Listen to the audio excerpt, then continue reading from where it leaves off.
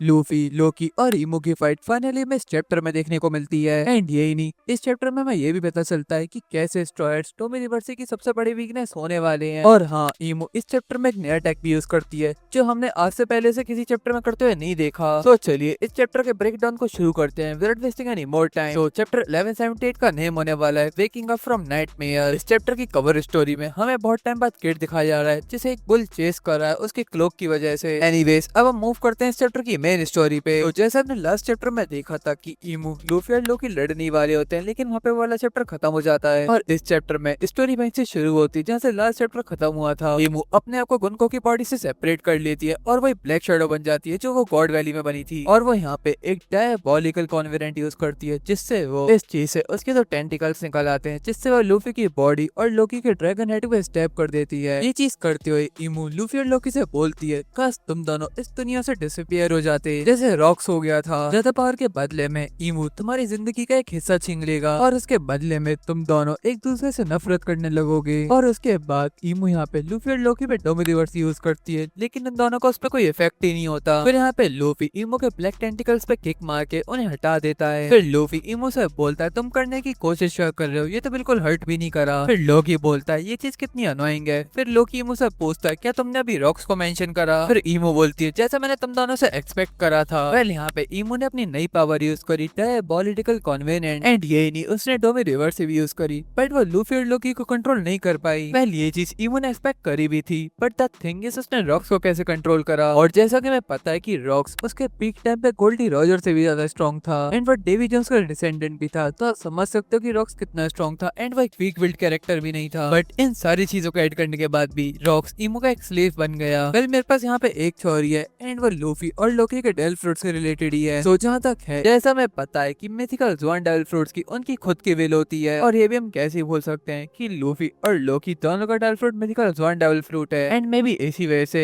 वो टोमी रिवर्सी को रेजिस्ट कर पाई इजीली। वेल, आपके क्या लगता है? अपना ओपिनियन कमेंट्स में जरूर बताना। अब हम स्टोरी पे कंटिन्यू करते हैं। तो यहाँ पे लूफी और लोकी ईमू पे अटैक कर देते हैं। ईमू अपना सेंटेंस पूरा भी नहीं कर पाती, इतनी देर में यहाँ पे लूफी अपनी कम कैटलिंग यूज कर देता है जिससे वो ईमू की ब्लैक शैडो को पियर्स कर देता है। और दूसरी तरफ लोकी जो अपनी ह्यूमन फॉर्म में ट्रांसफॉर्म हो गया है वो रैग्नी यूज करके ईमू और कुनको दोनों को फ्रीज कर देता है। अब सारी चीजें नॉर्मल हो जाती हैं एंड दूसरी तरफ हमें देखने को मिलता है कि सब लोगों ने आग भी बुझा दी है। अब सीन शिफ्ट होता है एंड हमें चॉपर दिखाया जाता है जो टोमी रिवर्सी चेंट्स को नॉर्मल फॉर्म में ला रहा है बस एक पंच हिट करके। ये चीज देखकर जोरो बोलता है मे बी चॉपर ये चीज इस वजह से कर पा रहा है क्योंकि वो एक ग्रेट डॉक्टर है। वेल, ये चीज देखकर मैं बहुत ज्यादा अमेज्ड हूँ कि चॉपर, जो मैंने दूर दूर तक नहीं सोची थी कि वो टोमी रिवर्सी का क्योर हो पाएगा। जस्ट आप ही सोचो, अगर चॉपर रॉक्स के अगेंस्ट खड़ा होता एंड वो रॉक्स पे सिर्फ एक पंच हिट कर देता तो रॉक्स नॉर्मल हो जाता। बट हाँ, हम ये चीज नहीं भूल सकते कि ये जेंट्स अपने आप को कॉन्कर साकी से कोट करके नहीं बैठे हुए हैं। And on the other side rocks अपने आप को पूरी तरीके से कॉन्कर साकी से कोट करके बैठा था। सो हाँ, अगर चॉपर रॉक्स पे पंच हिट कर भी देता तो मे बी उस पर कोई असर नहीं होता। सो अब हम मूव करते हैं मेन स्टोरी पे। तो जैसा मैं पता है सॉमर्स पे लूफी और लोकी ने अटैक करा था एंड उसकी वजह से सॉमर्स के सारी बॉडी पार्ट्स मल्टीपल पीसेस में डिवाइड हो गए थे। तो सिचुएशन नॉर्मल होती जा रही है एंड सॉमर्स अपने आप को हील कर रहा होता है। जैसी उसकी बॉडी एक साथ कनेक्ट हो रही होती है, हमें इसका हार्ट देखने को मिलता है जो मैकेनिकल हार्ट है। वेल, अब क्वेश्चन ये आता है क्या ये हार्ट सिर्फ सॉमर्स के पास है या सारे गॉड्स नाइट एंड गोरोसे के पास भी सेम हार्ट ही है? एनीवेज, अब सीन शिफ्ट होता है लोकी और लूफी पे। सो ये दोनों ईमू के आइस ब्लॉक के पास खड़े हुए हैं जिसमें ईमू और कुनको फ्रीज हो रखे हैं और लूफी अपनी ओल्ड फॉर्म में आ रखा है। जैसा हमें पता है उसके गियर 5 की वजह से उसकी सारी एनर्जी डिप्लीट हो जाती है। वो लोकी से बोलता है कि उसके लिए फूड लिया है लोकी, लेकिन लोकी उसके डायरेक्टली मुंह पे मना कर देता है। देन लोकी बोलता है उसे पहले से खुद ही लाना चाहिए। लूफी यहाँ पे इतना टायर्ड होता है वो चल भी नहीं पाता। देन वो रेगरीड से बोलता है कि इसके लिए वो फूड ले आए। वह यहाँ पे लूफी और लोकी बात ही कर रहे होते हैं कि इतनी देर में ईमू की ब्लैक शैडो उस आई से डिसअपियर हो जाती है। अब सीन शिफ्ट होता है होली रेड मरीजुआस में। यहाँ पे पेंचे कासल के आसपास कुछ बिल्डिंग्स जल गई हैं एंड डिस्ट्रॉयड हो गई हैं। अब यहाँ पे फ्लावर रूम में हमें ईमो दिखाई जाती है जो 5 एल्डर से डेंडन मूशी पे बात कर रही है। वो 5 एल्डर से बोलती है कि कुछ टाइम के लिए ईमो होली लैंड को छोड़ रही है। पहले वाला चैप्टर यहाँ पे खत्म हो जाता है एंड अगले हफ्ते ब्रेक भी नहीं है। पहले वाला चैप्टर तो खत्म हो गया लेकिन मेरी वीडियो नहीं। सो जैसा हमने अभी तक एल्बाफ में देखा है कि स्ट्रॉ हेड्स, जायंट्स एंड लोकी ने सबको हरा दिया है। बट यार आप ही सोचो, ये कोई ज्यादा आसान नहीं लग रहा। जो वन पीस का मेन बॉस होने वाला है वो इतनी इजीली डिफीट हो गया। बट यहाँ पे अगर आपने एक चीज पे ज्यादा ध्यान दिया हो, जब ईमो ने डायबॉलिकल कॉन्वेनेंट यूज करा था, यहाँ पे ईमो ने लूफी और लोकी से बोला था कि तुम दोनों एक दूसरे को बहुत ज्यादा नफरत की नजर से देखने लग जाओगे। बट यहाँ पे ईमो का डायबॉलिकल कॉन्वेनेंट वर्क नहीं करा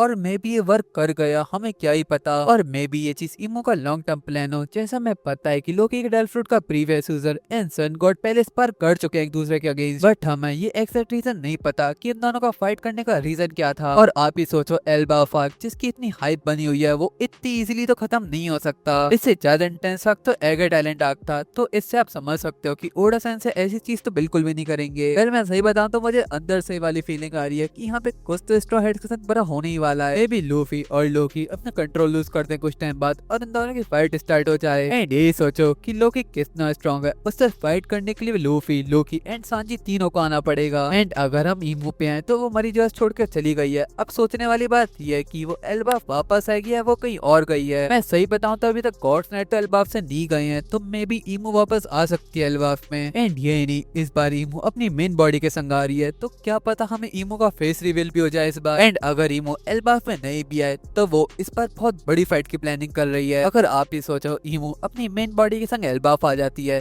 तो मुझे नहीं लगता कि स्ट्रॉ हेड्स एंड लोकी ईमो को हैंडल भी कर पाएंगे। और मे बी यहाँ पे एक साबाओडी 2.0 भी हो सकता है। एंड हमें यहाँ पे शायद से एक टाइम स्किप भी देखने को मिल जाए। और मे बी ऐसी हमें स्ट्रॉ हेड्स का पावर अप देखने को मिले। जैसा मैं पता है कि बहुत सारे स्ट्रॉ हेड को बेसिक हाकी भी नहीं आती है। वेल, इस चीज में आपका क्या ओपिनियन है कमेंट में जरूर बताना। तब तक के लिए इस वीडियो को एंड करने का टाइम आ चुका है। अगर आपको मेरी एनालिसिस और एक्सप्लेनेशन अच्छी लगी तो इस वीडियो को लाइक करना बिल्कुल भी मत भूलना और चैनल को सब्सक्राइब भी कर ही देना। सो मिलते हैं आपसे किसी अगली वीडियो में, तब तक के लिए बाय बाय।